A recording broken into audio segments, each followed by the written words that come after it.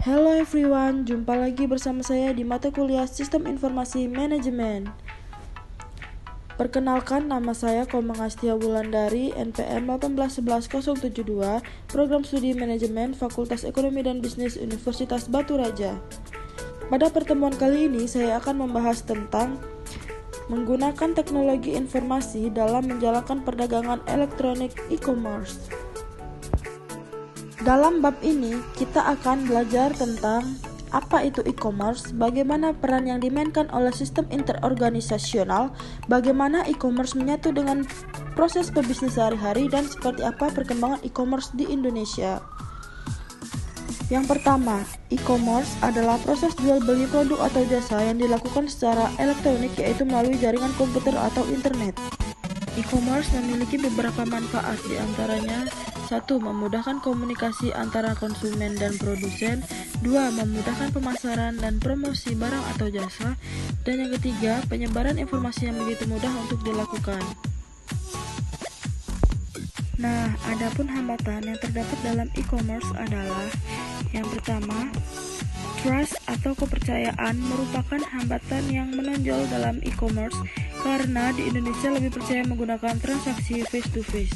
Yang kedua, security. E-commerce sangat rentan sekali dengan kriminalitas di internet. Data-data kita bisa saja dihack oleh orang-orang yang tak bertanggung jawab. Yang ketiga, high cost. Dalam membuka usaha online tentu saja membutuhkan biaya yang sangat tinggi. Biasanya dilakukan oleh pebisnis level atas, namun tidak menutup kemungkinan pebisnis level menengah ke bawah dapat melakukan hal tersebut. Nah, yang selanjutnya, sistem interorganisasional. IOS atau Interorganizational System adalah strategi di mana unsur-unsur yang ada kaitannya dengan transmisi data elektronik.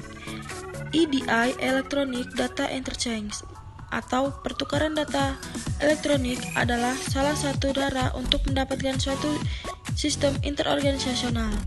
Hubungan iOS dengan EDI.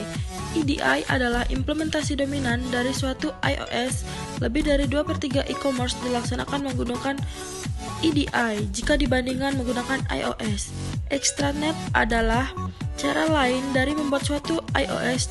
Cara ini memungkinkan dibaginya informasi berbasis komputer yang sangat sensitif dengan perusahaan yang lain menggunakan teknologi informasi pada umumnya dihubungkan dengan internet. Nah, yang selanjutnya, e-commerce menyatu dalam proses bisnis sehari-hari.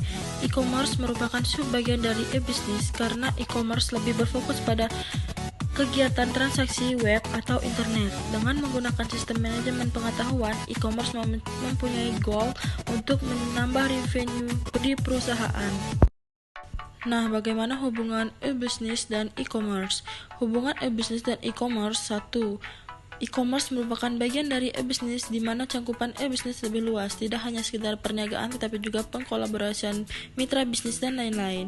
Yang kedua, selain teknologi website, e-bisnis juga memerlukan teknologi database, email, dan bentuk teknologi non-komputer misal sistem pengiriman barang.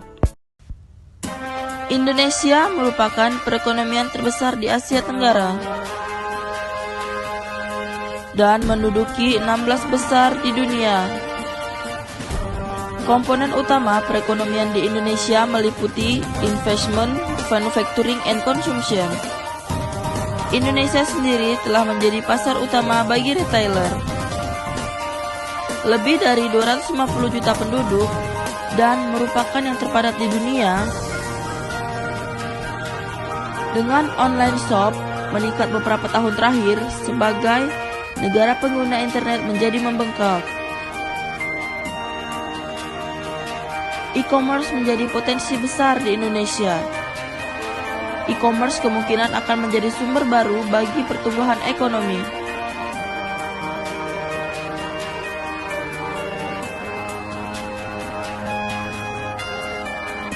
Pasar e-commerce di Indonesia diprediksi akan mencapai 49 juta pengguna dengan nilai investasi 25 triliun. Peningkatan pendapatan dan peningkatan akses teknologi ini telah membantu Indonesia meningkatkan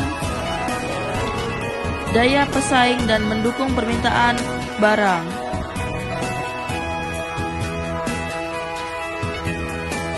So, what is the most attractive destination for a e-commerce market?